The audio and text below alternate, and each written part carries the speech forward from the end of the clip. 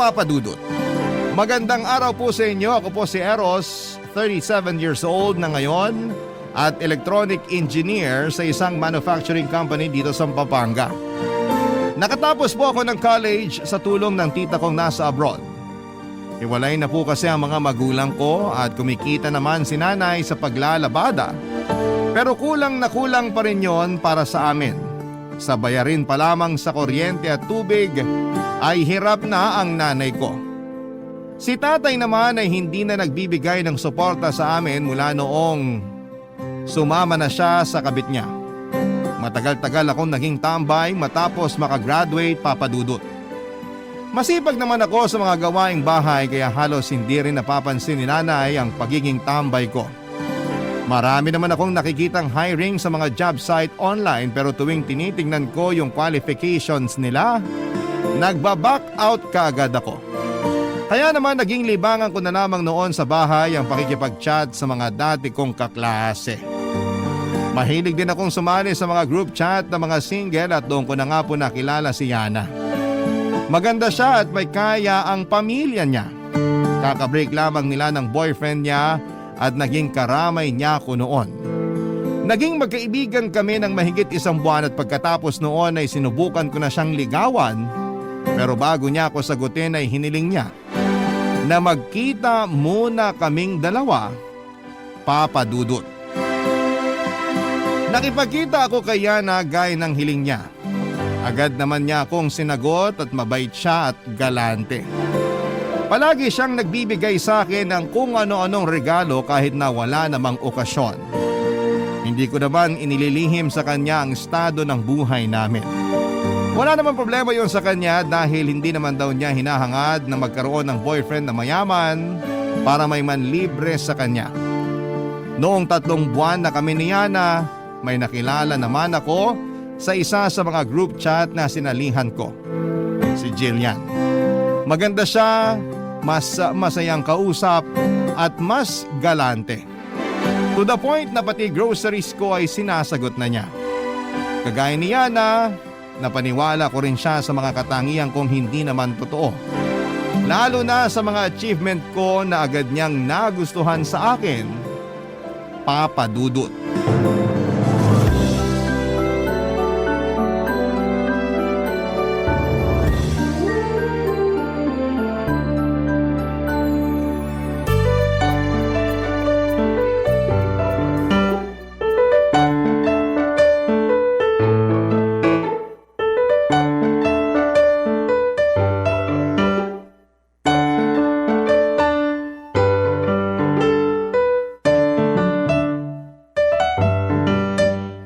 Dami naman masyado nitong pinamili mo, babe. Parang takot na takot kang magutom ako ah. Siyempre naman. Tsaka sabi mo nga, naghahanap ka pa lang ng trabaho. Hindi ka pwedeng magutom. Oh, ang sweet naman talaga ng girlfriend ko. Ganito naman talaga ako kahit sa boyfriend ko dati.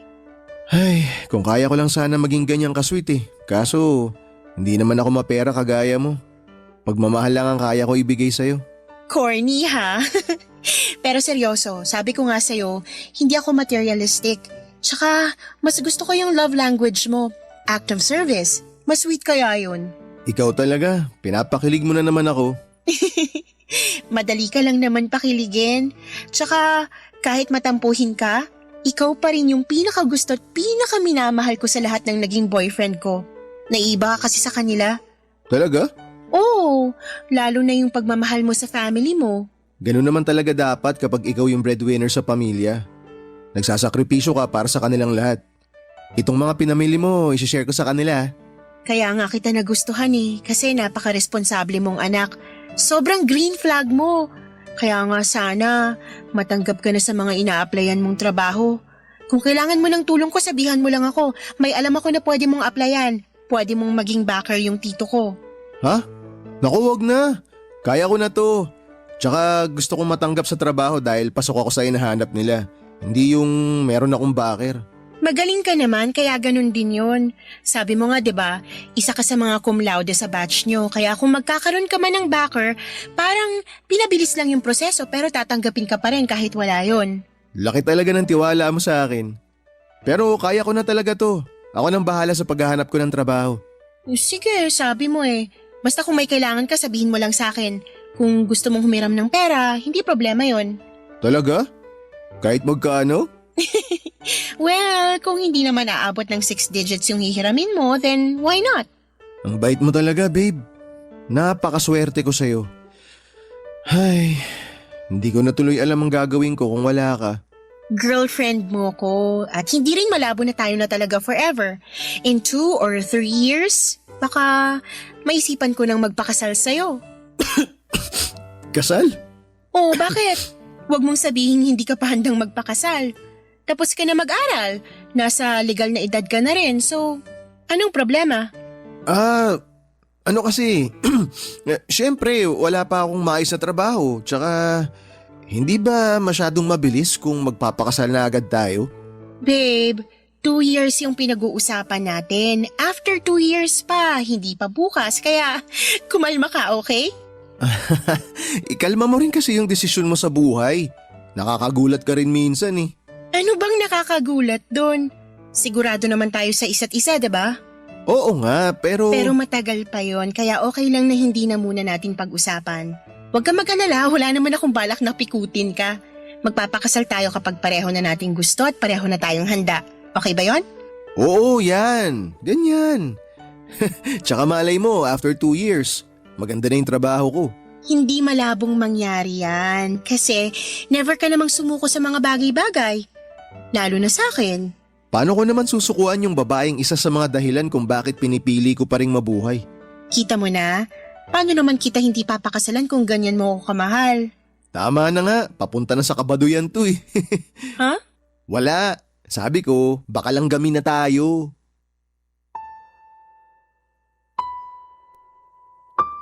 Papadudot, gusto ko naman talaga si Jillian pero aaminin ko na kahit kami na noon ay hindi pa ganon kalalim ang nararamdaman ko para sa kanya. Pero lahat ng gusto ko sa isang babae ay nasa kanya na kaya hindi naman siya mahirap na mahalin. Mas nangibabaw lang siguro noon sa akin yung pakinabang niya kesa sa anumang nararamdaman ko. Ngunit kahit gustuhin ko si Jillian ay batid ko naman na hindi pwedeng magtagal ang relasyon namin dahil kami pa rin ni Yana. Kapag nalaman nito na may iba pa akong karelasyon ay siguradong malaking gulo yun. Mula nang maging kami ni Jillian ay hindi na po ako umuwi sa bahay namin, Papadudot. Nangungupahan na lamang ako sa boarding house. 6,000 ang renta sa kwarto. May isang double deck sa loob nito at sapat na space para sa maliit na mesa at para sa mga gamit ko. Yung mga perang nakukuha ko kina Jillian at Yana ang pinanggagastos ko sa sarili ko at pang-upa ko doon sa kwarto. Nang malaman ni Joni na malapit lang sa pinapasukan niya ang boarding house ay nakihati siya sa akin sa renta para makatipid at hindi masyadong mapagod sa biyahe. Pero hindi yun alam ng dalawang girlfriend ko. Ang alam nila, umuwi ako sa amin at tinutulungan ko ang pamilya ko. Nag-aabot naman po ako noon kay nanay kahit kaunti para makatulong kahit papaano, pero mas malaki talaga ang gastos ko, lalo na kung para sa aking skincare routine. Malinis at maalaga po ako sa katawan, kaya kahit nadadagdagan ng edad ko ay hindi yon nahahalata, Papadudot. Sa mga unang buwan na pinagsasabay ko sina Yana at Jillian ay medyo naging smooth pa yon dahil wala naman silang nahahalatang kakaiba sa ikinikilos ko. Isa pa ay patas din ako sa kanila pagdating sa oras. Mabuti na lamang at pareho silang may trabaho kaya hindi kami madalas na nagkikita. Pero yung kaibigan ko ang tila konsensyang palaging bumubulong sa akin, Papadudot.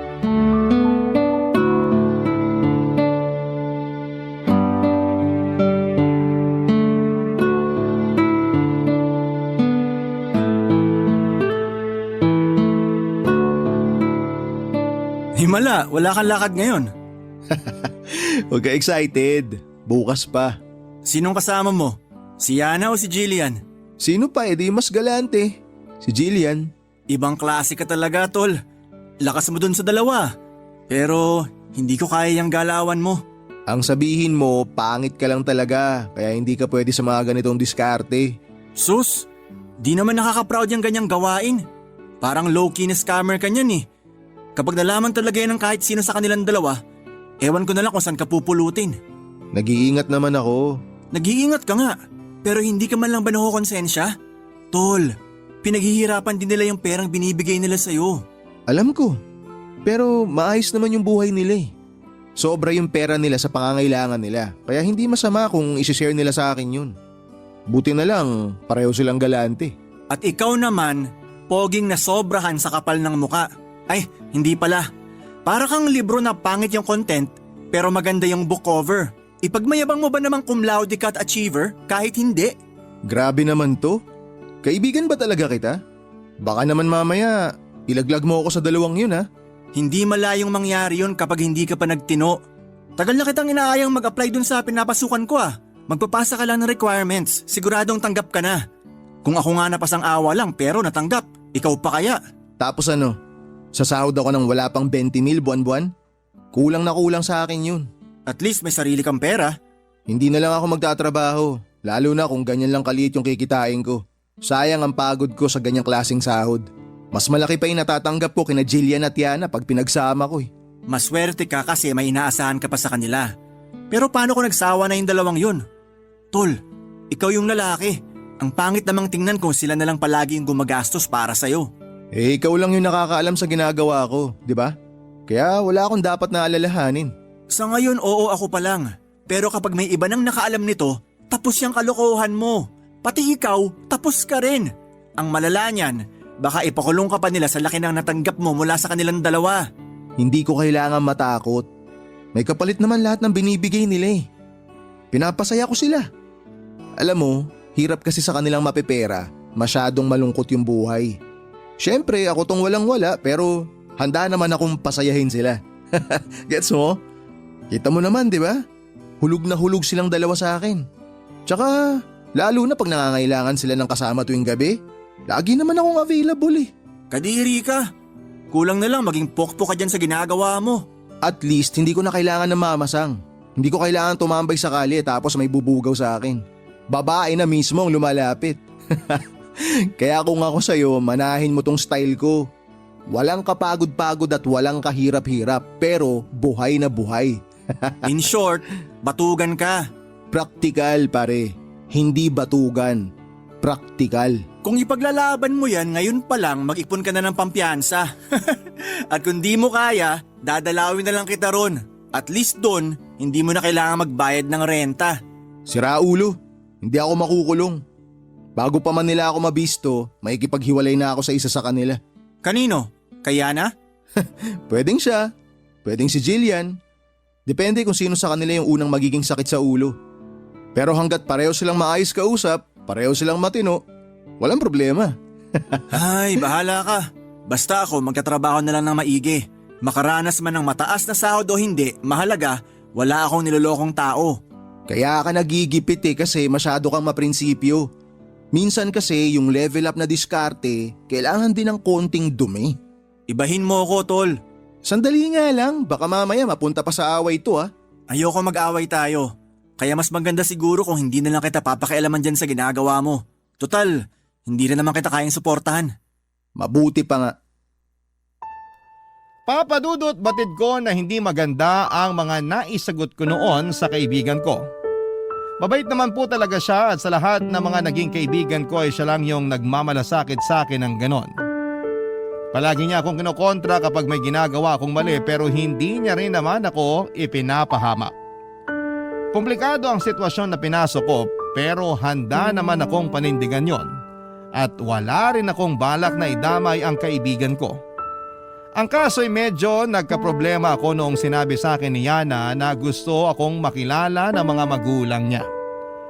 Ayoko pa sana dahil hindi pa ako handa pero hindi na ako nakatanggi noong nag-set up na siya ng date para makilala ko ang parents niya na parehong nasa medical field. Professional sila kung makipag-usap at halata sa kanila na may pinag-aralan sila tuwing nagsasalita sila. Halos hilingin ko noon na lumubog na ako sa kahihiyan habang na pagtatanto ko kung gaano kalaki ang diferensya ng pamilya naming dalawa. Nagustuhan naman ako ng mga magulang niya gaya ni Yana na paniwala ko rin sila sa mga achievement ko na hindi naman totoo. Ang alam nila, valedictorian ako nung elementary at high school at cum laude naman nung college. Hindi ko naman masabing mahina ang utak ko pero isa lang talaga akong average student, Papa Dudut. Isa pa sa naging problema ko nang hilingin naman sa akin ni Jillian na makabisita sa bahay namin. Dahil nga may pagkamaselan siya sa pagkain at kalinisan ay hindi ko siya maisama sa bahay namin noon.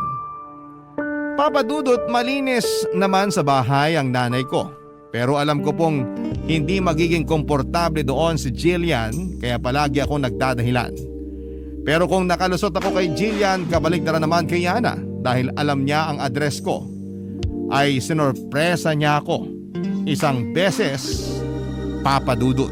Barangay Love Stories. Barangay Love Stories. Papa Dudut, sinorpresa ako ni Yana sa bahay namin. Hindi ko alam kung paano ko siya noon i-welcome. Pero nakakatuwa lang na hindi naman siya nag-inarte. Ang kagandahan sa kanya ay marunong talaga siyang makisama. Kahit na may pagkamaarte siya ay hindi naman siya maselan sa pagkain noon. Laking pasasalamat ko na lamang na nasa bahay ako noong pumunta siya at para hindi ako mabuko ay sinabihan ko na lamang si nanay na huwag masyadong magkukwento noon kay Yana. Maayos naman ang naging pagbisita niya sa amin. Sinabi niya na wala naman akong dapat na ikahiya dahil malinis naman ang bahay namin at mabait naman ang nanay ko. Madali lang din pagsabihan yung mga nakababata kong kapatid kaya nakahinga talaga ako ng maluwag noon. Pero nang makauwi na si Yana ay doon na ako pinagalitan ng nanay ko. Hindi ko man lang daw sinabi na may girlfriend na ako at bibisita pa sa bahay. Tulad ko ay nahiya rin si nanay pero sa kabilang banda naman ay nagustuhan niya si Yana. Wala siyang kaalam-alam na ginagamit ko lamang ito para sa mga kabalastugan ko sa buhay. Papa Dudut, hindi nagtagal ay nalaman na ni Jillian na nangungupahan ako sa isang boarding house. Idinahilan ko na lamang noon na kalilipat ko lamang doon para malapit ako sa mga ina-applyan ko. Nakumbinsi ko naman siya kalaunan pero sa madalas niyang pagpunta sa tinutuluyan ko ay unti-unti na rin kaming nagkaproblema ng kaibigan ko, Papa Dudut.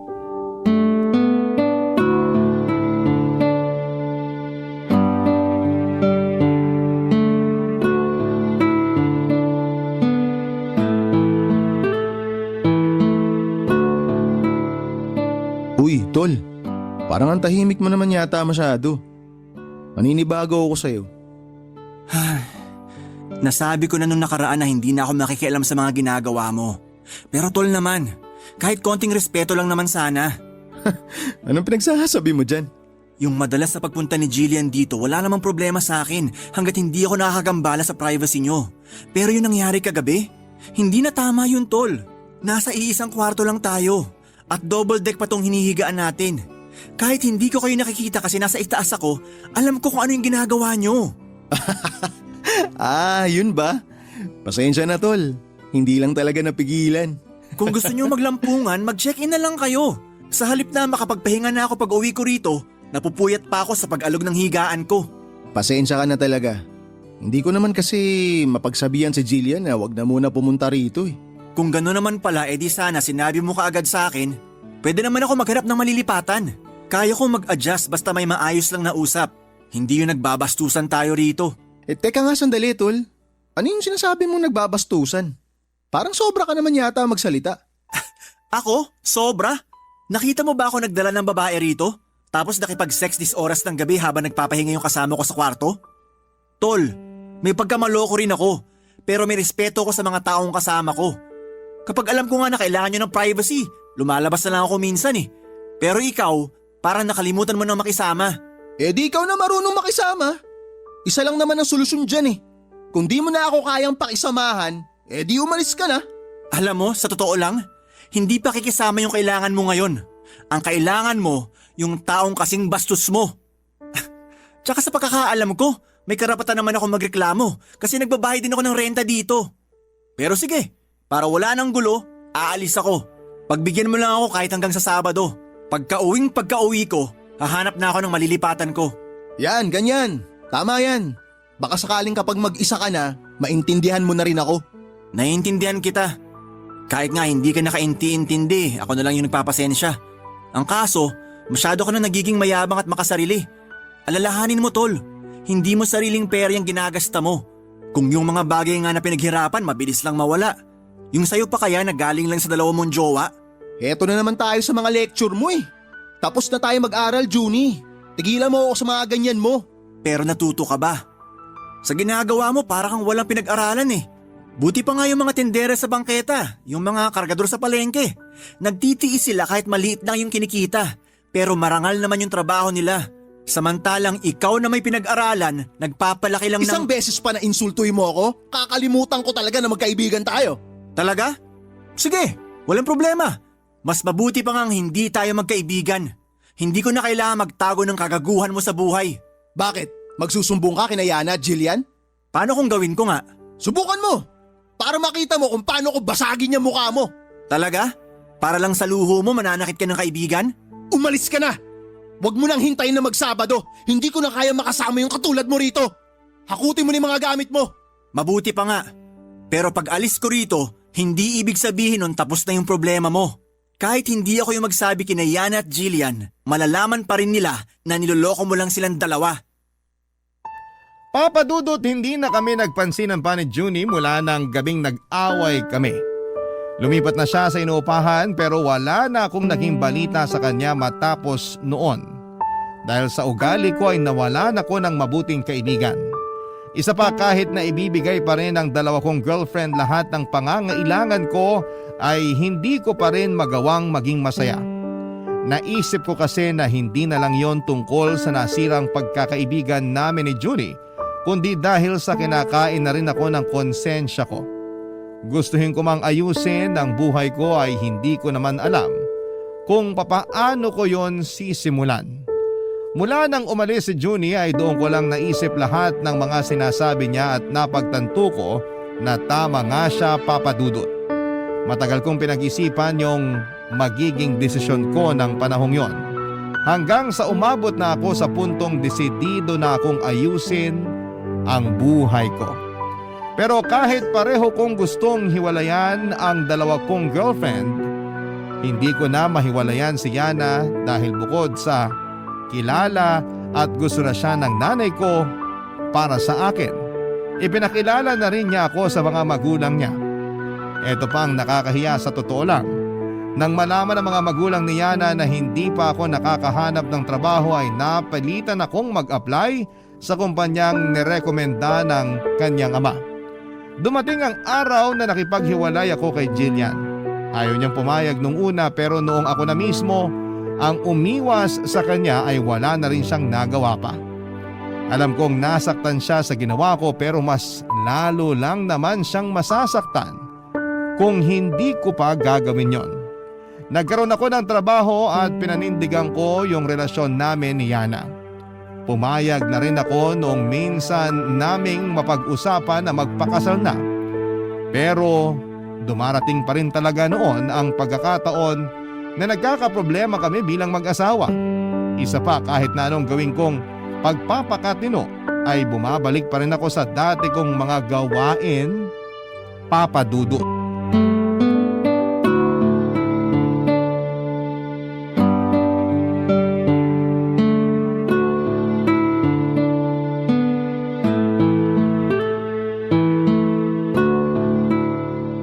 Han, mukhang malalim yung iniisip mo.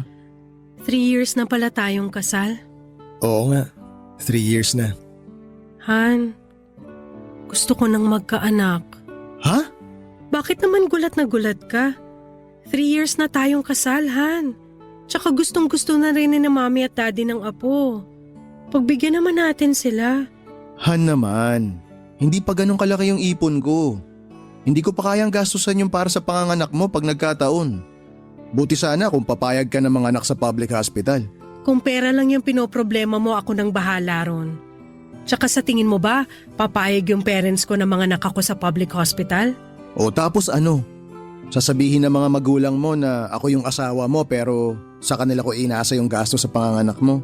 Bakit pa parang ang sama-sama ng tingin mo sa parents ko? Kasi magkaiba tayo ng estado sa buhay. Ako galing ako sa sobrang hirap na pamilya. Kayo, ni minsan sa buhay nyo, hindi kayo nakapag-ulam ng toyo at mantika. Tsaka alam mo sa totoo lang, lagi ako nanliliit tuwing tinatanong ako ng daddy mo tungkol sa pamilya ko. Wala namang kaso sa amin kahit na mahirap kayo. May narinig ka bang pangiinsulto sa parents ko? Wala naman, di ba? Tinulungan ka pa nga nila na magkatrabaho eh. Ay oo nga pala, tinulungan nila ako. At habang buhay ko ng utang na loob yun sa kanila. Hindi mo yun utang na loob. Ikaw pa rin naman yung nagtatrabaho, hindi sila. Tulong yun.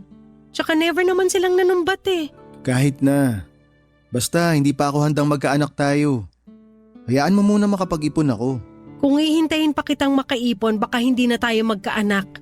Paano mo naman nasabi yan? Hindi mo ba talaga alam kung bakit? O nagmamaang-maangan ka lang? Ay, alam ko na kung saan papunta tong usapan na to.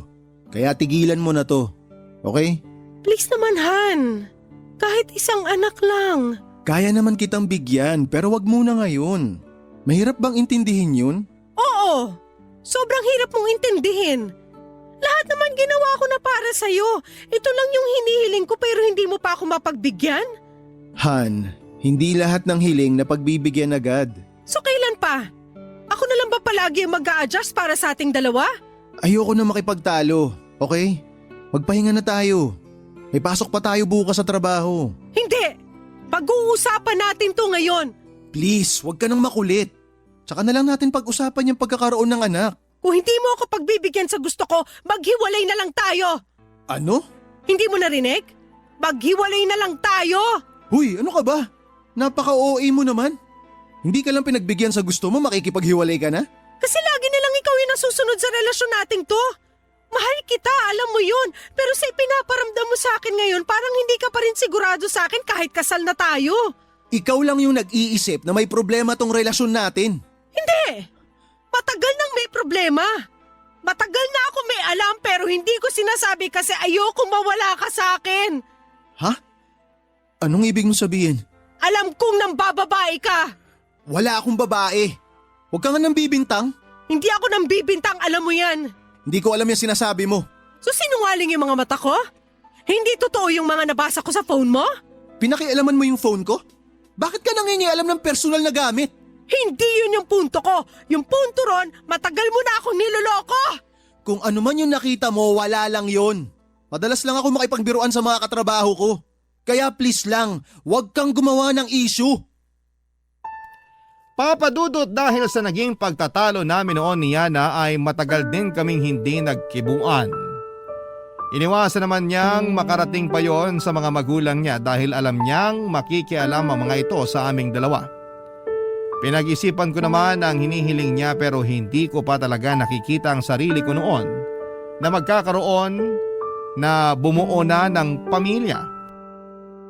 Isa pa, pagkatapos ng kasal namin ay napag-usapan naming hindi muna kami magkakaanak. Kaya naman nagulat din ako nang bigla na lamang yung hiniling sa akin ni Yana. Pero aaminin ko po, Papa Dudut, tama naman si Yana. Tama ang ibinibintang niya sa akin na hanggang sa pagkakataong yon ay nambababae pa rin ako. Ginagawa ko pa rin noon yung ginagawa ko sa kanilang dalawa ni Jillian. Gaya ng sinabi noon ni Junie, para akong libro na hindi naman kaaya-aya ang laman pero may magandang book cover. At yung book cover na yon ay lahat ng kasinungalingan ko para magmukha akong kagusto-gusto at perfect para sa mga babaeng pinopormahan ko. Kaya madali ko silang mapa-impress. Pero sa katagalan ay unti-unti akong kinarma, Papa Dudut. May nakaaway ako noon sa trabaho at nagkasakitan kami. Yon ang naging dahilan kaya natanggal ako sa kumpanya. Hindi ko yon pinaalam kay Yana at sa halip na maghanap ng bagong trabaho ay nakipagkilala na lamang ulit ako sa mga babaeng alam kong makakatulong sa akin sa pinansyal na aspeto ng buhay ko. Mas nahihiya kasi ako sa mga magulang ni Yana kesa sa kanya mismo. Ayoko naman na wala akong pang-share sa mga gastusin namin sa bahay. Lalong ayoko na mapansin ni Yana na wala na akong trabaho. Kaya araw-araw ay umaalis pa rin ako sa bahay, Papa Dudut. Noong kasagsagan ng kasinungalingan ko na yon ay naisip ko na hanapin ang social media account ni Jillian, Papa Dudut. Naisip ko na magiging maganda kung magkakaroon kami ng koneksyong dalawa. Barangay Love Stories. Barangay Love Stories. Papa Dudut, muli kami nagkausap ni Jillian. Akala ko nga ay magagalit siya sa akin dahil sa pakikipaghiwalay ko noon. Pero hindi ganon ang nangyari. Nakipagkita siya sa akin para makapag-usap kami ng mabuti. Nagkaroon naman daw siya ng boyfriend noong nagkahiwalay kami pero hindi rin sila nagtagal. Sa dami ng pinag-usapan namin ay wala ni isa sa mga naikwento ko ang katotohanan. Naniwala naman siya na wala pa rin akong napupusuan noong time na yon. Siyempre hindi ko sinabi sa kanya na asawa ko na si Yana. Yung tungkol naman sa pagkakatanggal ko sa trabaho, ang sabi ko ay kusa ako nag-resign dahil pinag-iinitan ako doon. At sa ilang oras lang ng pag-uusap namin ay parang bumalik kaagad kami sa dati. Gusto niya na magkabalikan ulit kami noong sinabi kong single pa rin ako. Siyempre hindi naman ako tumanggi sa kanya, Papa Dudut. Yun naman talaga ang gusto kong mangyari. Ang maging kami ulit at matulungan niya ako sa problema ko sa pera. Ilang buwan ding nagpatuloy ang relasyon namin ni Jillian nang hindi nalalaman ni Yana. Hindi pa rin kami noon nag-uusap ng asawa ko pero ang alam niya, kinananay muna ako umuuwi habang hindi pa kami nagkakaayos. Hindi niya alam na madalas na akong tutulog sa kondo ni Jillian at halos doon na nga ako tumira. Pero Papa Dudut, kahit na anong pagsisinungaling ang gawin ko, darating at darating pa rin talaga ang karma.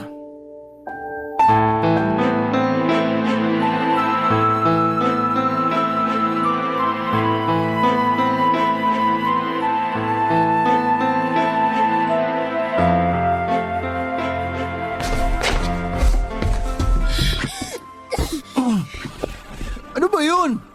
Ilugar mo nga yung pagiging isip bata mo. Natutulog pa yung tao eh. Mabuti nga ako isip bata lang. Eh ikaw, napakasinungaling mo. Manloloko ka. Ano? Saan naman ang galing yan? Hindi saan kundi kanino, Eros. At alam mo kung kanino ko nalaman na niloloko mo ako? Sa asawa mo lang naman. Ano? Hindi ka makapagsalita kasi totoo? Totoo, di ba? Sorry. Sorry? Yan na nga masasabi mo matapos mo akong paikutin at perahan. Sa ginawa mo, kahit murahin kita ng paulit-ulit, kulang na kulang pa yun eh. Grabe ka, Eros. Ang tagal mo na pala akong niloloko. Matatanggap ko pa sana kung ngayon lang eh. Kasi ilang buwan pa lang naman. Pero yung nangyari 5 years ago, ang lala mo. Pinagsabay mo kami ni Yana. Sinabi niya yun sa'yo? At bakit hindi? Niloko mo rin siya. Sinabi niya sa akin na may relasyon na kayo 5 years ago pa. So anong ibig sabihin nun, ha? Hindi totoo yun. Matagal na kaming hiwalay ni Yana. Sinabi niya sa'yo lahat ng mga yun kasi gusto niya akong siraan. Hindi niya kasi matanggap na hiniwalayan ko na siya. Pati ba yung kawalan mo ng trabaho, paninira niya lang din? Ginawa mo na akong tanga noon kaya hindi mo na ako mapapapaniwala ngayon. Huwag kang maniwala kay Yana, please. May sakit sa pag-iisip yun. Hindi niya alam kung ano yung mga sinabi niya sa'yo. Yun nga yung dahilan kung bakit ko siya hiniwalayan eh. Kasi wala na siya sa katinuan. Siya ba talaga yung wala sa katinuan o ikaw? Jillian, makinig ka naman sa akin, please. Ayoko na! Ayoko nang makinig sa mga kasinungalingan mo. Alam kong paiikutin mo lang ako ulit. Hindi kita pa iikutin. Ang kailangan ko lang makinig ka muna sa akin. Kahit sandali lang. Makikinig ako sa'yo kung magsasabi ka na ng totoo. Totoo naman lahat ng sinabi ko sa'yo eh. See? Hindi mo kaya. Yung isang beses na nagsinungaling ka, matatanggap ko pa eh. Mapapalampas ko pa sana yun at mapapatawad pa kita. Pero yung maraming beses ka nang nagsinungaling sa akin, hindi na normal yun. Baka kailangan mo ng masampal ng paulit-ulit para ma-realize mo kung gaano ka kasinungaling. Bakit ba ayaw mong maniwala sa akin? Alam mo, Sana humahaba yung ilong mo kada nagsisinungaling ka para malaman agad ng mga babae na manloloko ka at wala ka nang mabiktima. Sabihin mo nga sa akin, ilan na kami ha? Ilan na kaming mga babaeng napaikot mo at napaniwalang napakabuti mong lalaki? Kung paano mo ako nakilala nung una, yun yung totoong ako, Jillian. Wala akong ginawang mali. Hindi kita niloko. Hindi ko mahal si Yana. At wala rin akong ibang babae gaya ng iniisip mo. Eros naman! Maawa ka rin sa sarili mo! Kung ibang tao lang siguro ako, pagbabayarin kita sa ginawa mong panloloko sa akin eh. Hindi sana ako papayag na hindi kita magagantihan pero masyadong mahina ang loob ko para sa mga ganong bagay. At sinamantala mo naman yun. Hindi ka man lang ba nakokonsensya? Ewan ko sa'yo. Tigilan mo na nga yung kadramahan mo. Uuwi na ako. Ganito ba lagi yung ginagawa mo? Sa halip na ayusin yung problema, tinatakasan mo na lang kasi duwag ka! Hindi ako duwag. At mas lalong hindi ako manloloko gaya ng ibinibintang mo. Kaya kung wala ka ng magandang sasabihin, aalis na ako. Ito na rin yung huling beses na magkikita tayo. Ang kapal ng mukha mo! Ikaw pa talaga yung may lakas ng loob na sabihin yan? Pero sige, umalis ka. Huwag ka nang magpapakita sa akin. Sana karmahin ka sa lahat ng ginawa mong panloloko sa amin! Papa Dudut, nagkatotoo ang hiling ni Jillian na sana'y karmahin ako sa mga ginawa kong panloloko. Bumalik ako noon kay Yana pero hindi na niya ako tinanggap muli. Pinalayas niya ako sa apartment na tinutuluyan namin at sinabi na rin niyang makikipaghiwalay na siya sa akin. Sinubukan ko, Papa Dudut, na bumalik sa pamilya ko. Akala ko ay itataboy din ako ng nanay ko kagaya ng ginawa sa akin ni Yana at Jillian. Pero tinanggap niya ako matapos kong sabihin sa kanya ang katotohanan. Yun pa lang ang unang beses na nagsabi ako ng purong katotohanan sa tanang buhay ko. Pero ni katiting na panghuhusga ay wala akong nakita sa mga mata ni nanay.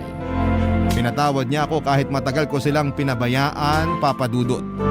Tinanggap niya ulit ako bilang anak niya at yon ang nag-motivate sa akin para ayusin na talaga ang buhay ko. Nang matanggal ako sa trabaho ay nahirapan akong makahanap muli ng bago. Pero para hindi ako matenga ng matagal sa bahay at makatulong sa nanay ko kahit papaano ay ibinenta ko yung ibang mamahaling sapatos, sombrero at alahas ko na galing kina Yana at Jillian. Kalahati ng pinagbentahan noon ay ibinigay ko kay nanay. Bumili naman ako ng second-hand na laptop na magagamit ko sa trabaho kung sakali. Saka po ako naghanap ng online job, Papa Dudut. Pinasok ko ang freelancing. Nagtuloy-tuloy ito hanggang sa makaipon ako ng paunti-unti. Binigyan ko ng maliit na puhunan si nanay mula sa maliit na naipon ko para makapagsimula siya ng maliit na tindahan. Nangako ako na palalakihin pa namin yung tindahan pag nagtuloy-tuloy ang swerte ko sa trabaho.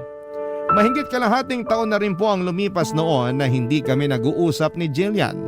Tuluyan na kaming nawala ng komunikasyon pero hinahanap ko ang social media account niya kung saan niya ako in-unfriend. Alam ko na hindi niya agad mababasa ang message ko pero nagpapadala pa rin ako ng mensahe sa kanya para humingi ng tawad. Umaasa ako na kahit na hindi niya i-accept ang message request ko ay mabasa niya ang mensahe ko. Papa Dudut, tungkol naman sa asawa ko, ilang beses ko na siyang sinubukang amuin. Pinuntahan ko siya sa apartment na tinitirhan namin noon pero hindi na pala siya roon umuuwi. Hanggang sa nalaman ko na lamang na bumalik na siya sa mga magulang niya. Pero sa kabila ng pag-iwas niya sa akin ay hindi ko siya sinukuan. Gumawa ako ng paraan para magkalapit kaming dalawa, Papa Dudut.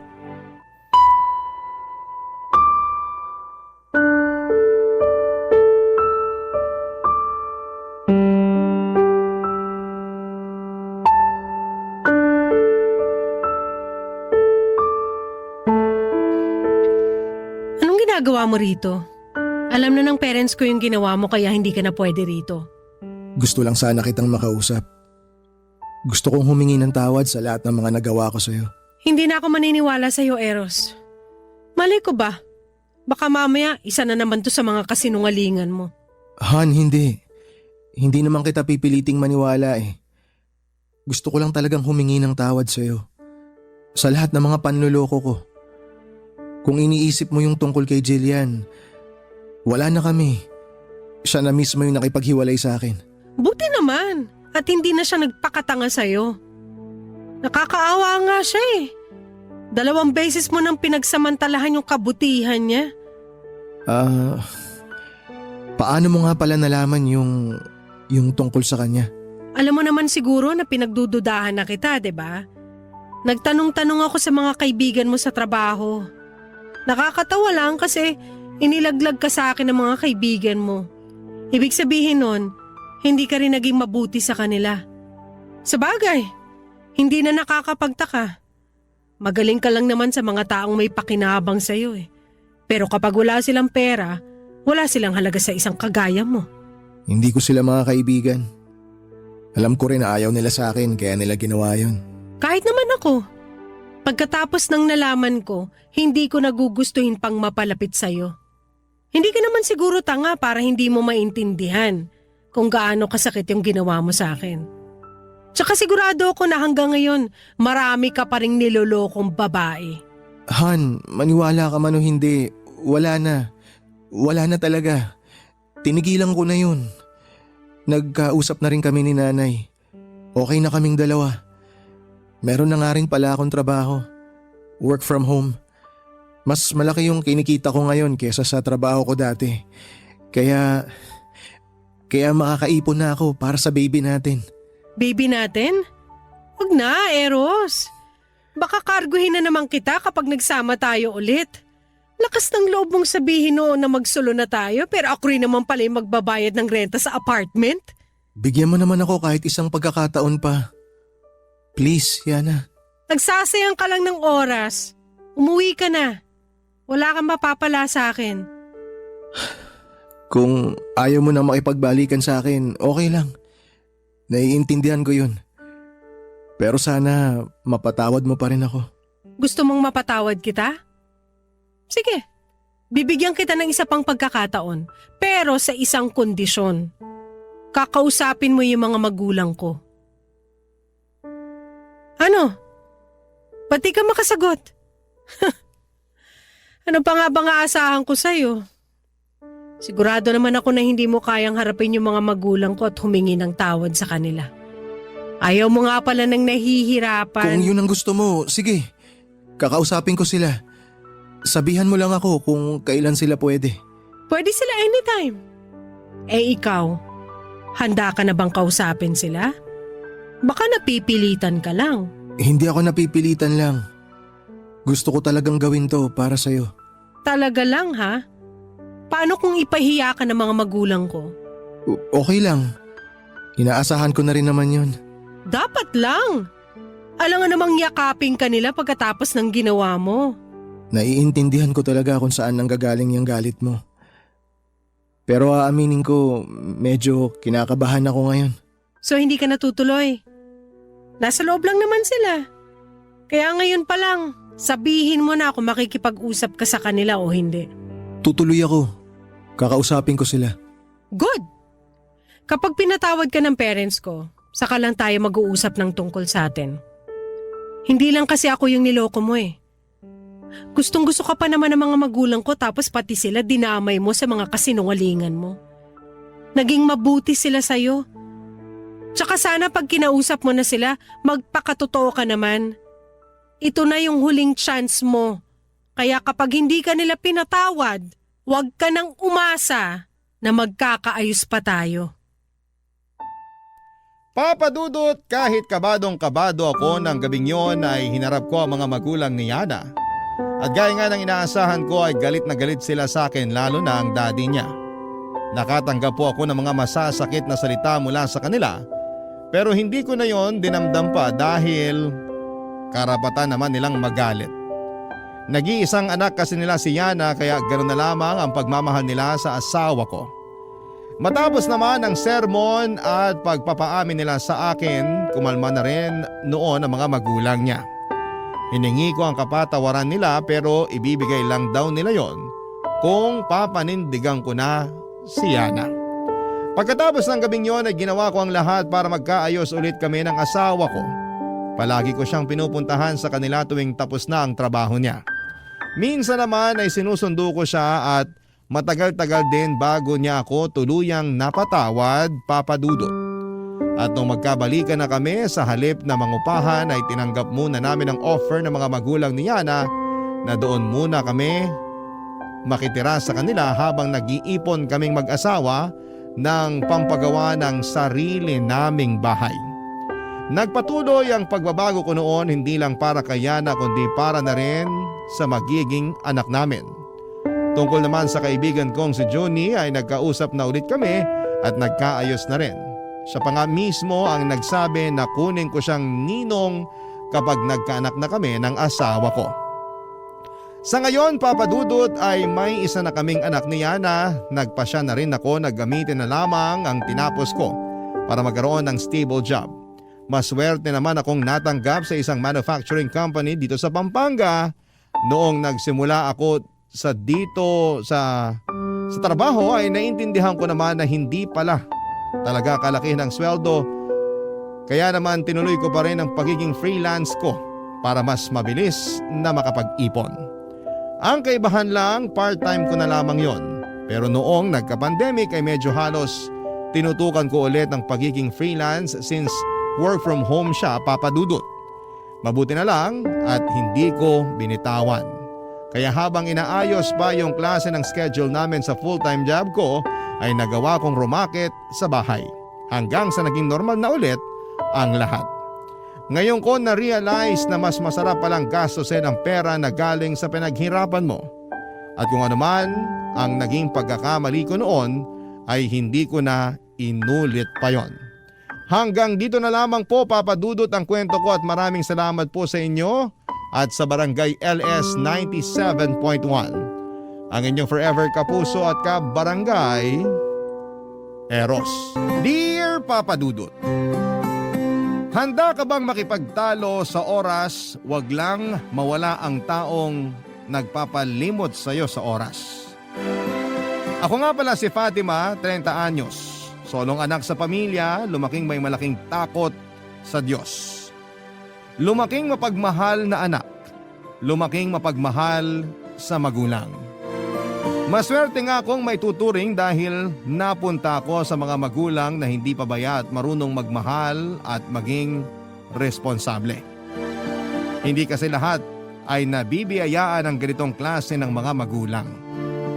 Kaya naman ginagawa ko ang lahat para maipakita ang lubos kong pasasalamat sa aking mga magulang. Hindi na ako nagkaroon ng kapatid. Dahil ayon sa aking mga magulang ay hindi na kinaya ng matres ng nanay ko ang magdala pa ng isang sanggol sa mundong ito. Kaya siguro ako nabusog sa pagmamahal at atensyon dahil wala akong naging kahati sa mga magulang ko. Yon ang nakikita kong magandang resulta kapag solong anak ka lamang. Mahal na mahal ko ang mga magulang ko, Papa Dudut. Sa kanila ko natutunan na may forever nga. Kung makikita nyo lang kung paano sila nagmahalang dalawa, akala mo'y mga binata't dalaga pa lamang sila. Kung pwede ko lang i-post sa Facebook Reels ang mga paglalambingan at harutan nila. Baka nakarami na ako ng mga shares at stars. Kaya lang pinakiusap ng mga magulang ko, lalo na si tatay, na gawin naming pribado ang mga kaganapan sa pamilya namin. Alam nyo ba yung sinasabi nilang evil eye? Baka raw kasi ma-evil eye na mga inggit ang magandang mga nangyayari sa amin. Ayaw ko namang mawala at masira ang magandang pundasyon ng pamilya namin. Kaya ang mga magagandang moments ng pamilya ko ay sa amin lang din talaga umiikot.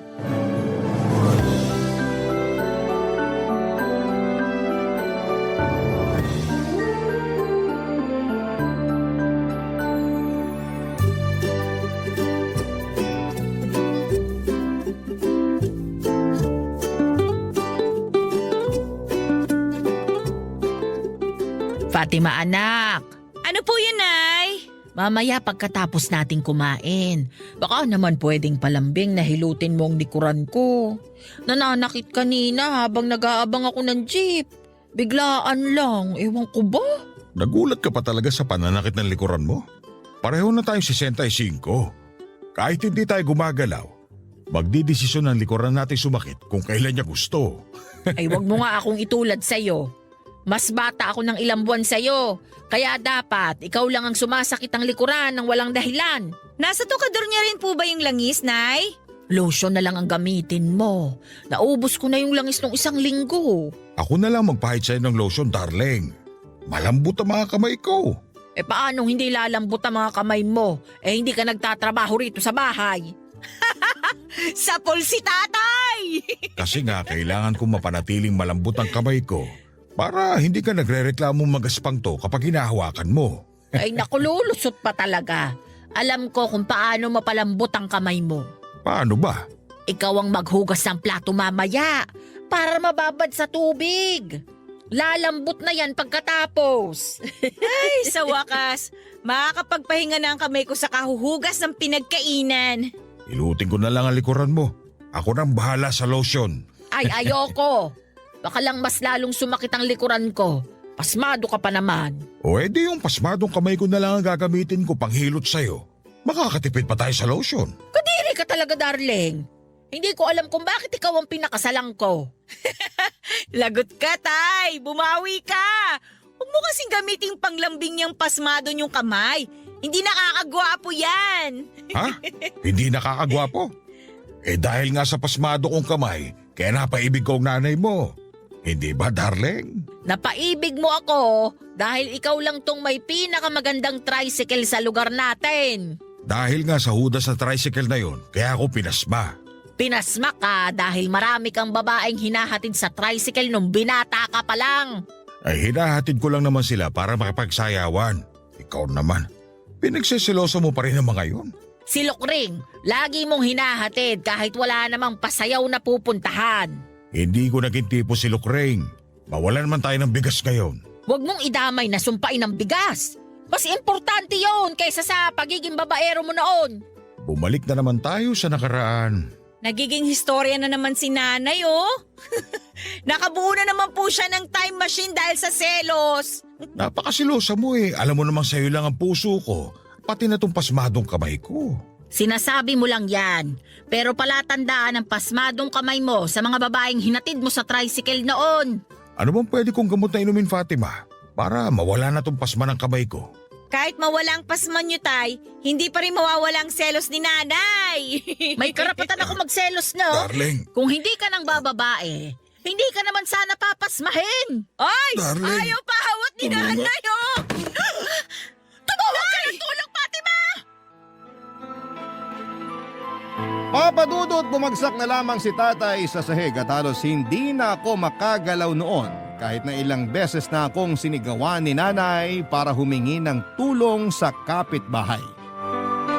Nang makabawi ako sa pagkakabigla ay napatakbo na ako palabas ng bahay para magpasaklolo sa mga kapitbahay.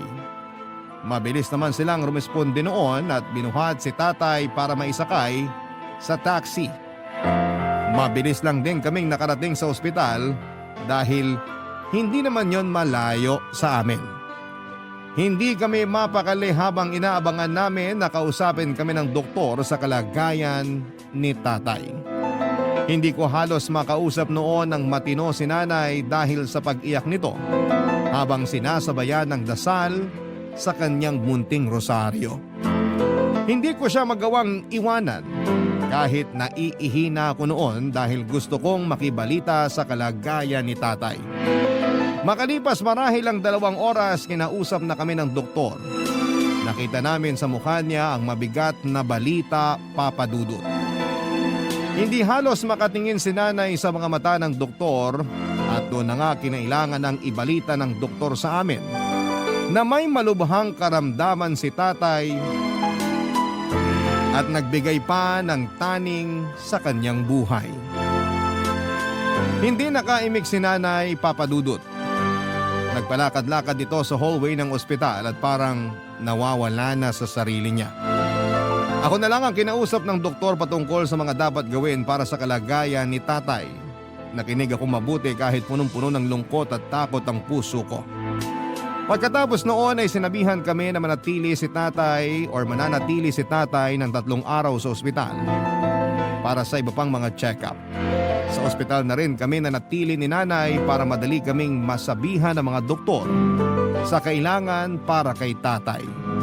Makalipas ang 3 araw ay pinauwi na kami.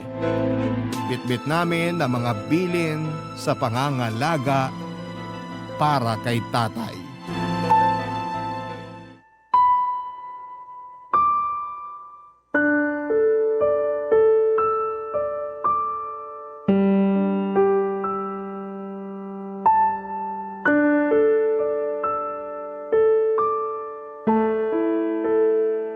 O tay, dahan-dahan lang po sa paglalakad.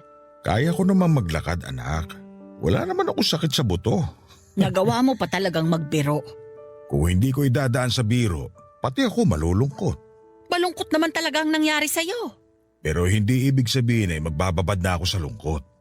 Marami pa naman akong araw na natitira kasama ninyo. Kung matigas ang ulo mo, babawasan niya ng Diyos. Ganyan. Magbiro ka nga, darling. Para mabawas-bawasan naman ang pag-aalala mo. Hindi mo matatanggal ang pag-aalala ko sa'yo. Huwag po kayong ma-stress pareho, please. Paano bang hindi masistress alam na natin ang kalagayan ng tatay mo? Nay. Mabuti nga't nalaman natin. Ibig sabihin lang, binigyan tayo ng Diyos ng pagkakataon para bumawi. At gamitin ang tamang natitirang oras ko sa mundo. Hindi na natin sasayangin pa ang oras. Tama po kayo. Hindi tayo magsasayang ng oras. Kaya sa lalong madaling panahon, kailangan sipagin tayo sa pagpapagamot sa inyo, tay. Lahat ng ipapagawa ng doktor, susundin natin. Lahat ng gamot, bibili natin. Kung kailangan manatili sa ospital, gagawin natin. Ihahanda ko na lagi ang bag para sa mga damit mo. Kung sakaling kailangan nating mag-apura sa biglaang pagpunta mo ulit sa ospital. Mabuti ng handa. Bibili ako ng bagong unan mo bukas para magamit mo sa ospital. Pinaghahandaan niyo ang sakit ko. Bakit hindi niyo na lang paghandaan kung paano pa ako mapapasaya habang nandito ako sa mundo? Kapag magaling na po kayo, paghahandaan naman natin ang magpapasaya sa inyo. Konting tiis lang po, tay. Makakapasyal at magagawa nyo ng muli lahat ng gusto nyong gawin. Sasamahan pa namin kayo ni nanay kung gusto nyo magsabong ulit. Tama si Fatima. Magpagaling ka ngayon. Sa susunod ka na magpakasaya. Gusto kong magpakasaya ngayon at sa mga dulo ng araw ng buhay ko. Yun lang ang gusto kong gawin. Hindi naman pwede yan. Kailangan nating mapahaba ang buhay nyo, tay. Para mahaba rin ang panahon na makapagplano ng magpapasaya sa inyo. Kayong dalawa talaga. Kung ano-ano naiisip. Bakit hindi nyo hayaan kung ano mangyayari ngayon? Parang ang gusto mong gawin hayaan na lang namin na kumalat ang sakit sa buong katawan mo. Sa tingin mo ba ay madali mo kaming mapapapayag dyan sa gusto mo? Na-enjoy ko na ang mundo. Masaya na akong umabot sa ganitong edad. Hindi ka susuko sa buhay. Lalaban ka para sa amin ng anak mo. Gusto ka pa naming makasama. Ayaw mo na ba kaming makasama? Ano bang ayaw kayong makasama? Yun lang ang nagpapalakas sa akin. Ang malamang makakasama ko pa kayo. Kaya nga magpalakas at magpagaling kayo, tay. Magpapa-hospital at magpapagamot kayo. Kung gusto niyo makasama pa kami ni nanay, ha? Ayoko magpa-hospital. Mauubos lang ang oras ko riyan. Gamitin na lang natin sa mga bagay na magpapasaya sa akin. Tulad po ng... Pagsama niyo sa akin sa pagkakape sa umaga sa bakuran. Sasamahan niyo ako magdilig ng mga halaman. Magagawa natin yan habang nagpapa-ospital ka. Manghihina lang ako lalo sa ospital. Ginawa po ang ospital para palakasin kayo. At ginawa ko ang bahay na to para maging masaya ako. Ito ang pinipili ko. Hindi ang ospital na sinasabi niyo. Hindi na kami nakipagtalo kay Tatay Papa Dudut. Ayaw naming pasamain ang kanyang loob lalo't baka makaapekto yon sa kanyang kalusugan. Kahit tutol kami sa gustong mangyari ni tatay ay nagkunwari na lamang kami ni nanay na ayos kami sa kanyang desisyon. Nag-usap kami ni nanay sa mga gagawin para pasimpleng maisingit ang gamutan kay tatay.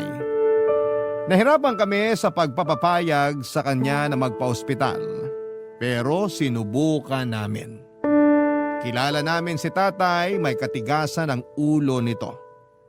Kaya pagbibigyan muna namin siya hanggat hindi pa nagsisink in sa kanya ang kahalagahan na mapagamot siya. Naglambing siya sa amin na manood ng paborito niyang lumang pelikula. Nasa sala kami noon at inaasikaso ang lahat ng kailangan niya. Pinakiusapan niya kaming umupo na lamang at samahan siyang manood ng pelikula. Naglambing din si tatay na kung pwede namin siyang ipagtimpla ng kape at ipaglagay ng biskwit sa mangkok na papapakin niya.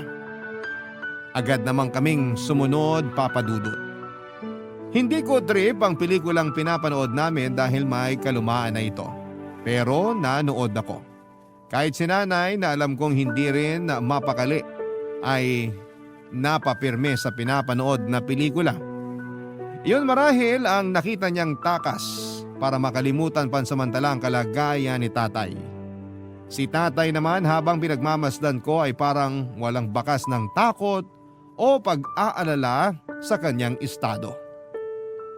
Panay pa ang tawa niya at kwento sa amin nung unang beses niyang napanood sa sinihan ang pelikulang pinapanood namin. Naiiyak na lamang ako habang pinakikinggan ang mga tawa at boses niya, Papa Dudut. Parang minememorya ko na yon kung sakaling balang araw ay hindi ko na yon pwedeng mapakinggan pa. Sa ganong pag-iisip ay napalabas na lamang ako ng cellphone at palihim na binivideo ang mga tawa ni tatay habang nanonood ng pelikula. Hindi ko yon sinabi sa kanya, alam kong tutol siya sa makabagong teknolohiya tulad ng cellphone at Facebook. Pero para sa amin, Papa Dudut, malaki ang tulong ng teknolohiyang yon para maiimbak ang mga nalalabing mga alaala ng tatay ko sa amin, Papa Dudut. Barangay Love Stories. Barangay Love Stories. Papa Dudut, nakumbinsi namin si tatay na magpa-ospital. Natagalan nga lang kami bago nagawa yon. May katigasan din kasi ang ulo ni tatay. Kung hindi pa umiyak at nagmakaawa si nanay kay tatay ay hindi papayag si tatay na muling magpakita sa ospital. Gusto naming mapahaba ang buhay niya. Marami pang mga okasyon na gusto namin siyang makasamang buhay at malusog. Yon ang paulit-ulit naming pinapaunawa sa kanya kung bakit gusto naming ituloy ang pagpapagamot niya. Labagman sa kanyang kalooban ay sinunod niya kami. Ayaw din kasi niyang nakikitang na-stress si nanay at umiiyak. Yon ang malaking kahinaan ni tatay. Hindi ko naman magawang ipakita sa aking mga magulang na maski ako ay nahihirapan at nalulungkot. Dahil alam kong sa akin na lamang sila kumakapit noon. Pinatatag ko ang loob ko sa pag-asang makatulong yon sa mabilis na paggaling ni tatay. Sa paglipas pa ng mga araw at linggo ay napansin namin na hindi na masyadong may epekto ang pagpapaospital at pagpapagamot ni tatay. Dahil marahil yon ng lungkot na nararamdaman ni tatay. Naisip ko na dahil ayaw naman talaga niyang magpaospital at magpagamot, kaya nalungkot ang katawan niya. Parang gusto nang sumuko. Hindi ko naman sinabi ang ideya kong yon kay nanay dahil alam kong gustong-gusto ni nanay na idala lagi sa ospital si tatay. Dahil yun lang naman ang nakikita niyang paraan para gumaling si tatay, Papa Dudut. Hindi na niya napansin na unti-unti ay nilalamo na si tatay ng lungkot na nagiging dahilan kung bakit hindi na masyadong umiepekto ang mga gamot sa kanya. Nagbago na rin ang mood ni tatay. Lagi na rin itong iritable at galit. Kahit konting bagay lang na mapansin niya ay papatungan niya lagi ng galit. Hinabaan ko ang pasensya ko dahil ang galit ay nagtatagong kakambal ng lungkot. Pero hindi ko alam kung paano i-handle ang pasensya kong nasasagad dahil sa paulit-ulit na galit ni tatay, Papa Dudut.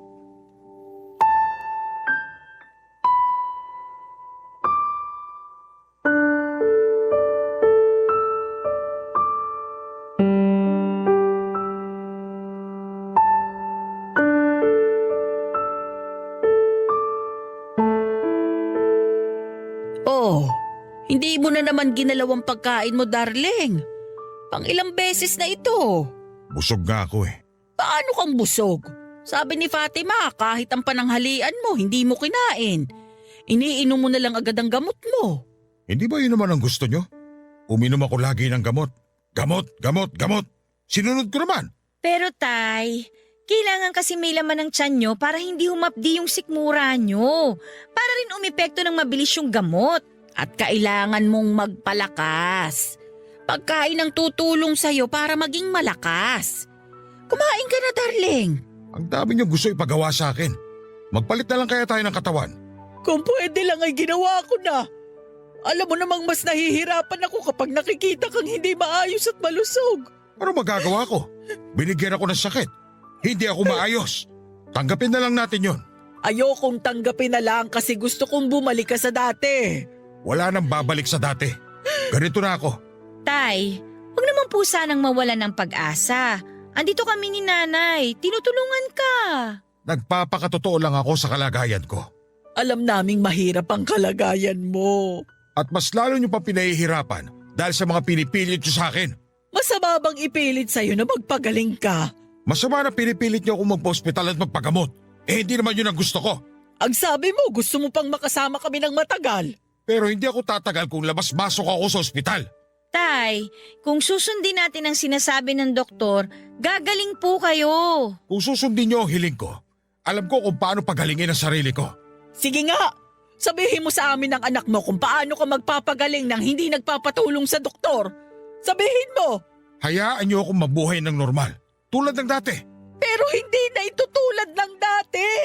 Alam ko! Pero dahil sa kakapamukha nyo sa akin na kailangan ko magpa-hospital at magpagamot, mas lalo ako nai-stress at nalulungkot.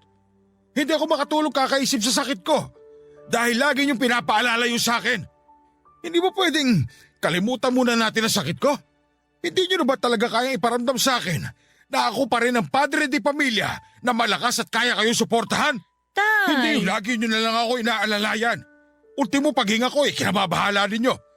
Sino hindi makakaramdam ng panghihina sa pinapakita niyo sa akin? Nag-aalala lang kami sa'yo. May ibang paraan pa para iparamdam niyo ang pag-aalala niyo sa akin. Hindi itong parang binabantayan niyo ako lagi na huwag lumapit kay kamatayan. Nakakasakal! Nakakainis! Kung pagbibigyan po namin kayong bumalik sa normal, mapapangako nyo bang magiging masaya na kayo ulit? Hindi na magagalit. Yan lang naman ang hiling ko.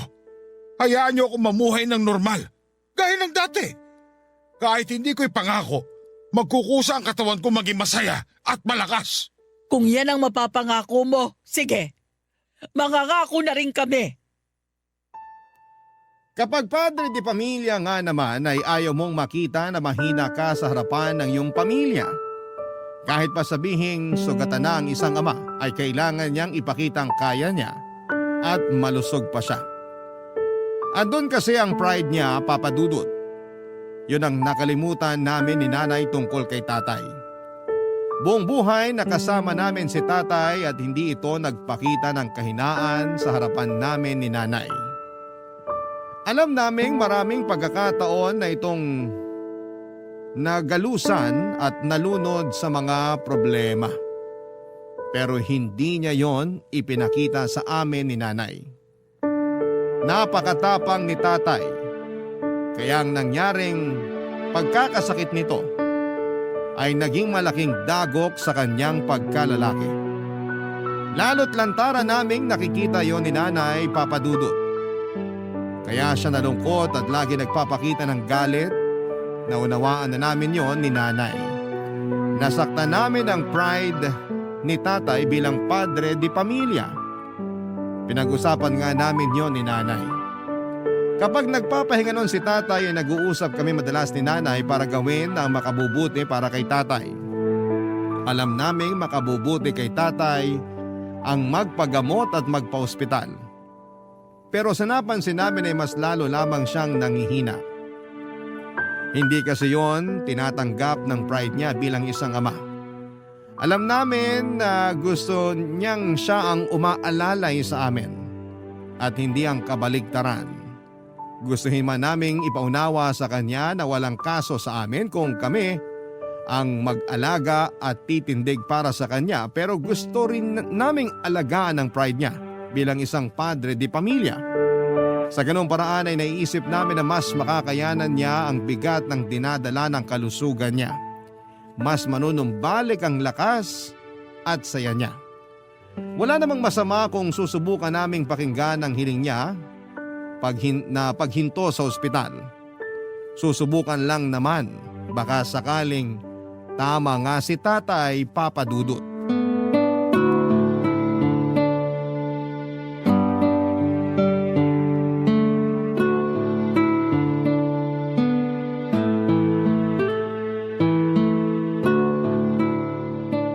Tay, Ano yun? may gusto lang po sana kaming itanong sa inyo ni Nanay. Kung itatanong niyo sa akin kung kailan ako papayag magpa-ospital ulit, huwag niyo nang subukan. Ako na nagsasabi sa inyo, huwag niyong susubukan. Hindi na po namin kayo pipilitin. Kung ayaw mo talagang magpa-ospital, sige. Susundin natin kung ano man yung gusto at plano mo. Pero hiling namin na sana kumain pa rin kayo ng maayos, matulog ng sapat, at saka bibili kami ng mga prutas at gulay para sa inyo. Ayos sa akin yan. Mas gusto ko magpalakas kung ganyan lang ipapagawa niyo sa akin. At sana, huwag mong tanggihan ng vitamins mo. Sige, payag ako.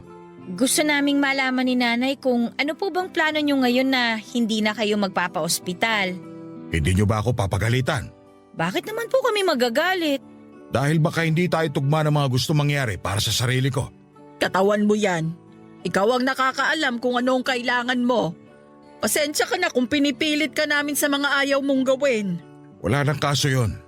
Alam kong gusto niyo lang naman akong gumaling. Mabalik tayo sa mga plano mo. Ano ba talagang gusto mong mangyari, darling? Darling, gusto ko lang naman mamuhay tulad ng dati. Hindi ba talaga pwedeng magkunwari na malusog ako? Na mahaba pa ang buhay ko? Subukan natin magpanggap para hindi maalala ng katawan ko na may pinagdadaanan nito. Sige. Meron pa po ba kayong gustong gawin o ipagawa sa amin ni Nanay? Meron. Gusto ko ng isang buwang Pasko. Matagal pa naman ang Disyembre. Mapaghahandaan pa natin yan. Malilinis ko pa lahat ng mga dekorasyon natin sa Pasko. Huwag na natin hintayin ng Disyembre dahil malayo pa yun. Ano pong balak niyong gawin? Gusto ko mag-celebrate tayo ng maagang Pasko. Ngayon din. Ngayon na? Tutulungan kita, darling, sa paglilinis sa mga dekorasyon pang Pasko. Pati na pagsabit ng parol at Christmas lights. Pati anak, gusto ko maghanap ka ng mga pelikulang pampasko na papanoorin natin sa gabi. Pakihanap mo na rin ng mga lumang CD ko ng mga Christmas song. Patutugtugin natin yung sa component tuwing umaga pagkagising. Sasabayan natin ng mainit na kapeng barako o batirol. Mukhang matagal mo nang naplano ito ah. Nung nalaman kong may taning na ang buhay ko, ito kagad ang rumihistro sa utak ko. Isang buwang Pasko. Maagang Pasko. Ano, mapagbibigyan niyo ba ako? Oo naman po, Tay. Mukhang pati kami magiging masaya niyan. Nai-imagine ko na yung mainit na baterol sa umaga na sumasabay sa Christmas songs. Magugulat ang mga kapitbahay natin. Baka nga makisalo pa sila sa atin eh. May nagbebenta na kaya ng keso de bola? Ayos na sa akin kahit anong keso. Ipapares ko sa mainit na monay at batirol. Hanap din ako ng hamon de bola mamaya. Sana makabili. Para mas malasahan pa natin ang Pasko. Nagustuhan ko tong plano mo, darling. Nararamdaman na ng katawan kong Pasko. Dapat magpalitan din tayo ng regalo, ah. May naihanda na ako regalo para sa inyo. Itinago ko sa ilalim ng kama. Oh, huwag niyong titignan ha? Papa Dudut, nakita ko kung gaano kasaya si tatay ng mga oras na yon. Tila nawala ang pangangayayat at pamumutlaan niya. Sumigla ulit siya habang iniisa-isa ang mga plano niyang mangyari sa maaga naming Pasko. Yun lang pala ang makapagbabalik ng saya sa kanya, Papa Dudut. Pinagtimpla pa niya kami ni Nanay ng orange juice at pinagpainit ng pandikoko para mapagsaluhan namin habang nililista ang mga dapat naming gawin. Nagkatawanan at nagkatuksuhan pa para kaming bumalik sa mga panahon na hindi pa namin alam ang tungkol sa sakit ni tatay. Panay ang sulyap ko kay tatay na nangunguna sa pagpaplano. Si nanay naman ay nakita ko kung gaano kalapad ang ngiti niya habang pinagmamasdan ang panunumbalik ng sigla ng kanyang asawa. Masaya ako dahil masayang muli ang mga magulang ko. Pasko ng paboritong okasyon ni tatay. Naalala ko na bata pa lamang ako ay siya na mismo ang umaasikaso lahat para sa Pasko. September pa lamang ay nagsasabit na ito ng parol sa labas ng bahay. Chine-check na rin niya kung may napundibang ilaw sa Christmas lights namin. Sinusuklay ng maayos ang Christmas tree namin. Nakalista na rin ang mga balak niyang iregalo sa amin at sa mga inaanak niya. Ganon kung maghanda si tatay sa Pasko, Papa Dudut. Pati ang pagluluto ng Noche Buena ay siya rin mismo ang umaasikaso. Sa ganong paraan siya nabubuhayan at naliligayahan, Papa Dudut. Kaya pala yon ang hiniling niya sa amin noong mga panahong nanghihina at nalulumbay na siya. Pasko pala talaga ang pangbawi niya sa pinagdadaanan niya. Kaya wala kaming pag-atubaling ibinigay sa kanya ang maagang Pasko na gusto ni tatay, Papa Dudut. Barangay Love Stories. Barangay Love Stories.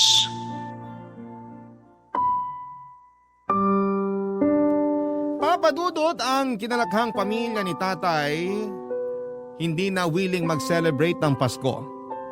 Hindi naman dahil bawal sa kanilang relihiyon kundi dahil kapos sila.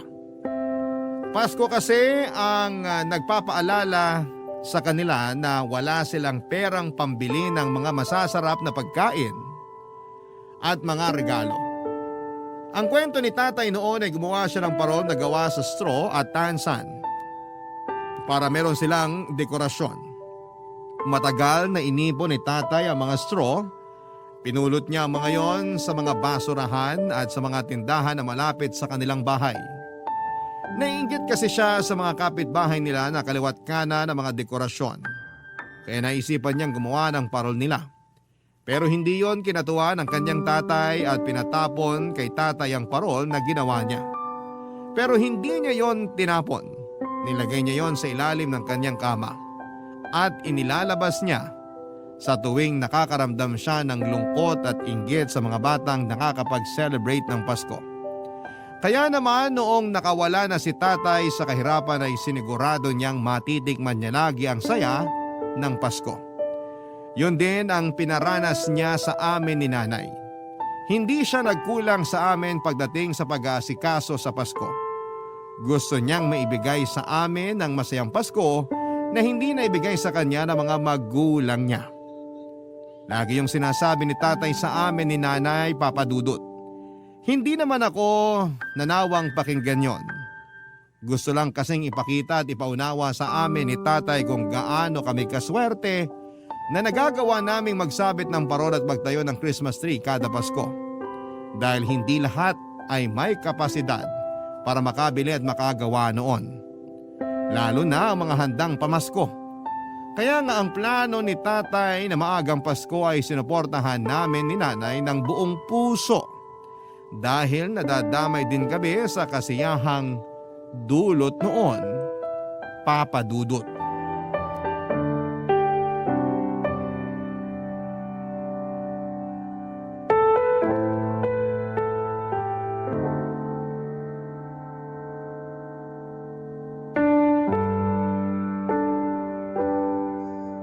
Huwag niyo masyadong gagalawin ang Christmas tree natin, ha?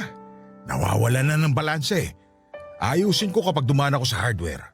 Na-check mo na ba kung gumagana pa rin ang Christmas lights natin? May ilang napundi pero hindi naman pansinin. Pwede pa tayong bumili mamaya. Gusto mo bang sumama? Gusto ko kasi maglagay sa kwarto natin. O sige, kailangan ko ding dumaan sa grocery store para bumili ng handa natin. May pang spaghetti naman tayo mamaya, hindi ba? Kahit yun lang muna ang handa natin ngayong araw. Hindi ako mapakali kapag walang queso de bola. Alam mo namang yun ang paborito ko. Order na lang ako online para hindi ka na mahirapan sa paghahanap. Ay nako, baka matagalan pa yan bago dumating. Gusto ko nang makatikim mamaya. Yun ang papapaking ko habang nanonood tayo ng pelikulang Pampasko. Sabihan niyo lang ako kung wala kayong mahanap mamaya para maka-order ako online. Ayaw mo bang sumama sa amin ng nanay mo na lumabas? Magda-download pa po kasi ako ng mga kanta at pelikulang pang Pasko para marami tayong mapanood sa buong buwan. Mabuti yan.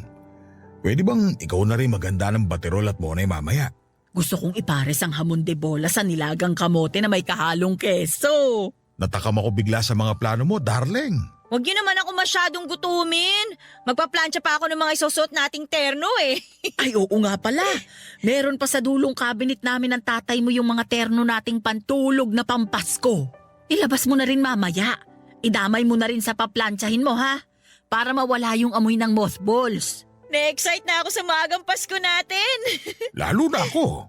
Sana napalakas ka ng maagang Pasko natin, darling. Mukha bang hindi? Tingnan mo nga't mula nung pumayag kayong i-celebrate natin ng maaga ang Pasko, parang lumakas na ang pangangatawan ko. Napansin mo ba, darling, na mahimbing na ang tulog ko? Napansin ko nga, para kang sanggol kung matulog. Kung may naiisip pa po kayo tay na gusto niyong gawin para sa maagang Pasko natin, sabihan niyo lang kami ni nanay ha. Gusto ko sanang papuntahin dito ang mga inaanak ko sa susunod. Maglalagay ako ng malulutong na 20 pesos sa ampaw at yun ang regalo ko sa kanila. Pero tay, dalaga't binata ng mga inaanak niyo. Yung iba nga may sarili ng pamilya eh. At saka wala na halos papel na 20 pesos ngayon. Puro na barya. Maghahanap ako. Tradisyon natin mga Pinoy ang mamigay ng malulutong na 20 pesos sa mga inaanak. Itutuloy ko yun. Naku, gustong ituloy ni tatay ang pagiging kuripot na ninong. Teka, parang nangihina ako sa panlalait mo, anak. Nanghina bigla ang katawan ko. Bumagsak bigla ang kalusugan ko. Hayaan niyo tay, o-orderan ko kayo online ng dextrose na pampagalante. Huwag mo nang asarin ang tatay mo. Pag yan nagtampo, baka biglang magpa-ospital. Sige ka, mapopospo ng maagang Pasko natin. Niyakap ni tatay si nanay sa huling biro nito. Napangiti ako habang nakatingin sa kanila. Nanumbalik na rin ang sigla ng relasyon nila, Papa Dudut. Nagkaroon talaga ng problema sa relasyon nila mula noong nalaman namin ang tungkol sa karamdaman ni tatay. Lalo na nung pinipilit na ni nanay ang mga gamot kay tatay. Madalas silang nagkakatampuhan ng dahil doon. Pero noong pinagbigyan ni nanay si tatay na huwag nang magpa-ospital ay doon na nagsimulang bumalik ang lahat. Bumalik ang giliw nila sa isa't isa, Papa Dudut.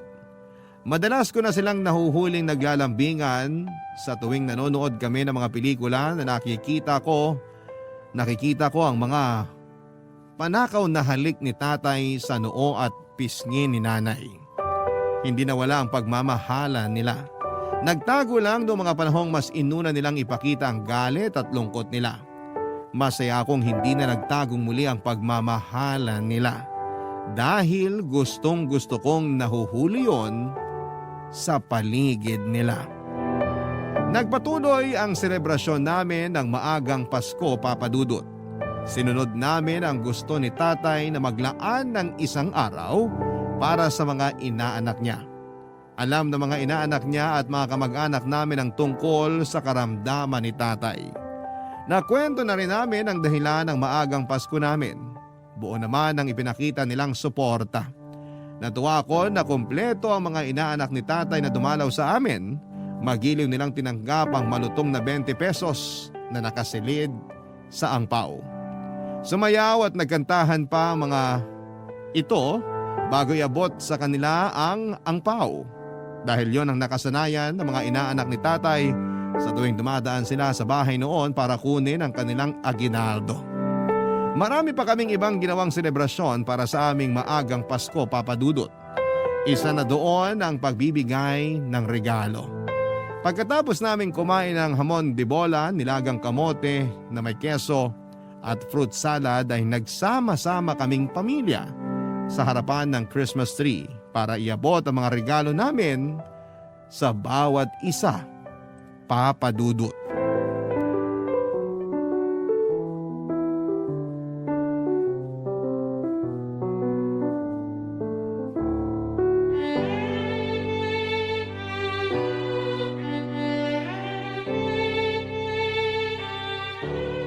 Fatima anak, ikaw muna magsimula mag-abot ng regalo. Para ako na impatso sa dami ng kinain kong kamote. Mukhang mapapasama ang amoy ng hangin mamaya, Tay ah. Pinapak mo na lahat ng kamote eh. Salad na lang ang tinira mo sa amin ni Nanay oh. Masisisi niyo ba ako? Sinira pa ng nanay mo pagkakalaga sa kamote. Ang hinalo kong keso ang nagpasarap doon. Hindi darling, ang pagmamahal na hinalo mo nagpasarap doon. Pakis nga. Kung hindi ka lang busog, baka nakurot na kita sa tiyan at hita mo. Mamaya na po maglambingan. Pasintabi naman sa mga single na kagaya ko. O siya, simulan na natin mag-abot ng regalo. Mauna ka na anak at lalambingin ko pa tong nanay mo. Ay nako, nang inggit pa talaga ulit. Okay. Ito nang regalo ko para kay Nanay. Hindi ko na binalot ha. Bra! Paano mong nalaman na kailangan ko nito? Hula ko lang naman, Nay.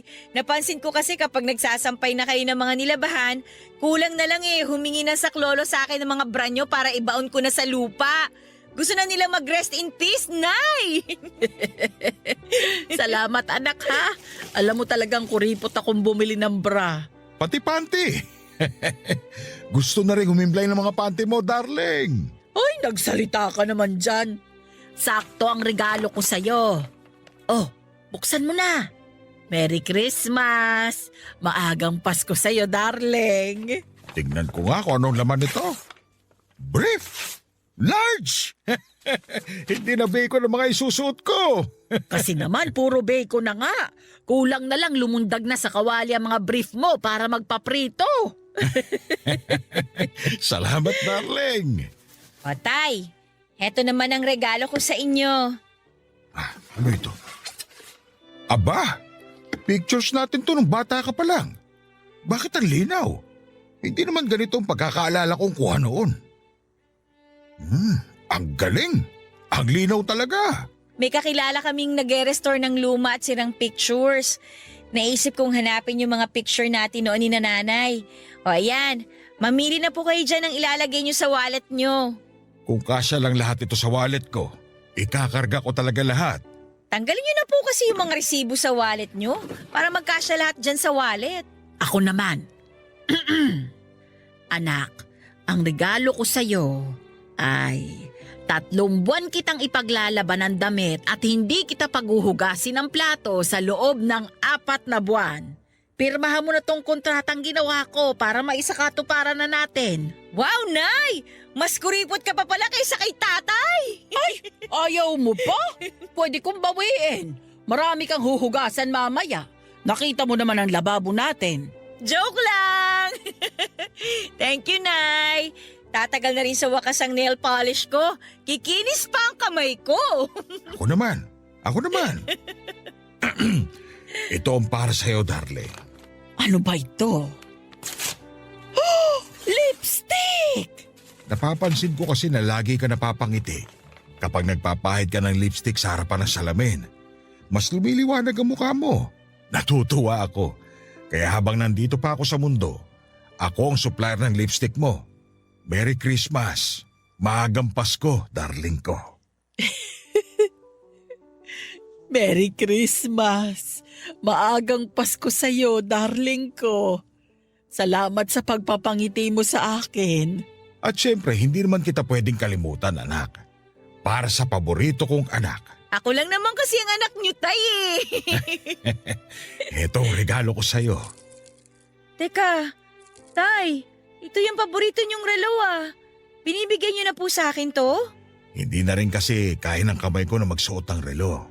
Alam mo na, mahina na talaga ang katawan ng tatay mo. Pero ang totoong dahilan kung bakit ko gustong ibigay sa iyo ang relo na yan ay dahil ayokong kaligtaan mo ang oras na meron ka sa mundo. Isuot mo yan palagi para may paalala sa iyo na huwag magsasayang ng oras, lalo sa mga bagay at tao na nagpapasaya sa iyo. Merry Christmas. Maagang Pasko, Fatima. Merry Christmas. Maagang Pasko sa inyo, Tay.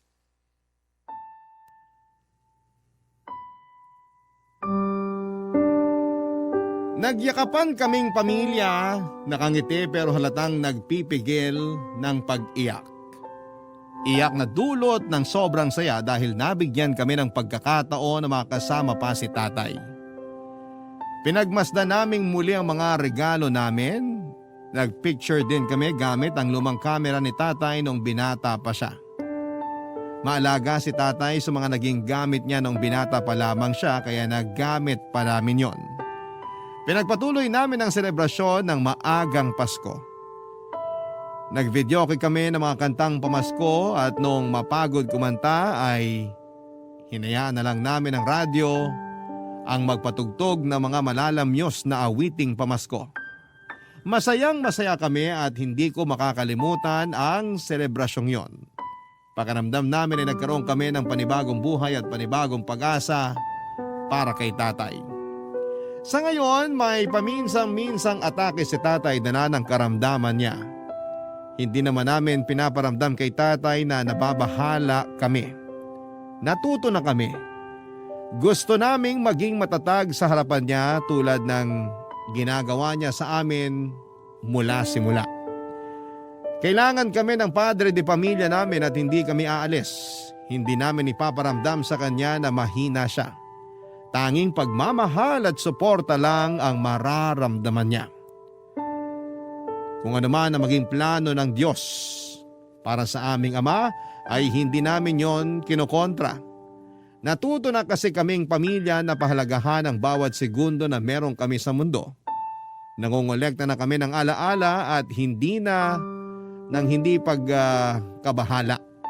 Dahil alam naman naming lahat, tayo ay mamamaalam din sa mundo. Pero sisiguraduhin naming masusulit namin ang bawat minuto na buo kaming pamilya at masayang magsasama-sama kahit na hindi Pasko. Maraming salamat po sa pagbabahagi ng kwento ng katatagan ng tatay ko sa inyong number 1 radio station, Barangay LS 97.1. Muli maraming salamat and Merry Maagang Pasko sa inyong lahat. Ang inyo pong kapuso at kabarangay forever, Fatima.